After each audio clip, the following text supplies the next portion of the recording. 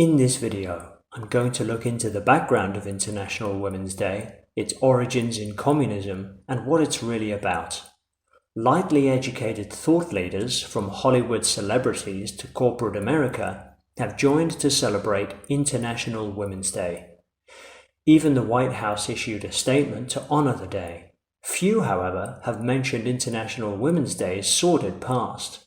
Perhaps because even a passing familiarity with the holiday's history would cause most people in the West to shun the celebration altogether.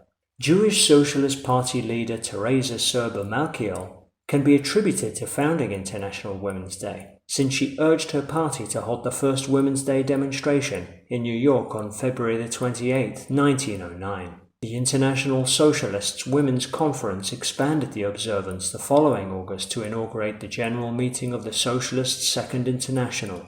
German socialist Louise Yates, alongside communists Clara Zetkin and Kate Dunker, established the event as an annual Women's Day, moving the date to March for the following year. By 1917, Russian communists joined the festivities, which elevated International Women's Day from a leftist eccentricity to the inciting event for the destruction of the 20th century. On March the 8th, women textile workers launched a demonstration for bread and peace in the Russian capital of Petrograd. These women demanded no less than the overthrow of the Russian constitutional monarchy, kicking off the Russian Communist Revolution. The demonstration's enormous influence surprised even the most ambitious communists.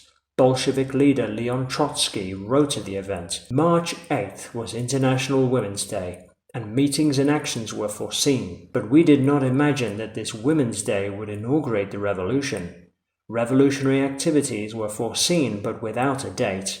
But in the morning, despite the orders to the contrary, textile workers left their factories and sent delegates to ask for support for the strike, which led to a mass strike.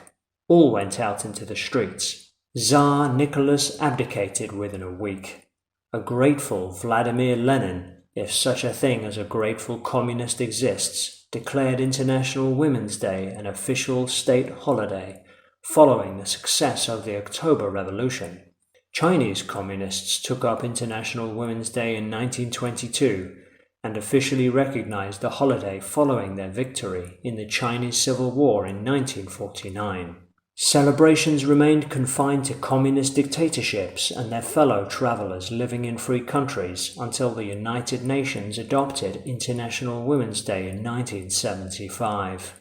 Notice the similarities between the United Nations emblem and the Communist Soviet Union's emblem. The Soviet Union continued to celebrate the holiday that initiated its empire through 7 horrifying decades of communist rule, as Stalin's purges, famines, and deportations murdered 50 million Russian subjects, and the Kremlin enslaved 1/6 of the globe behind an iron curtain. Many do not understand the dark unspoken past of International Women's Day, and how it condemned humanity to unprecedented horror in the 20th century. We are simply fed with fake niceties and propaganda from our so-called benevolent global institutions that are apparently looking after our best interests. But what are they now using International Women's Day for? I urge you to question everything and do your own research. Expect this video to disappear from YouTube soon, so please subscribe to my uncensored channels on Brighteon and BitChute.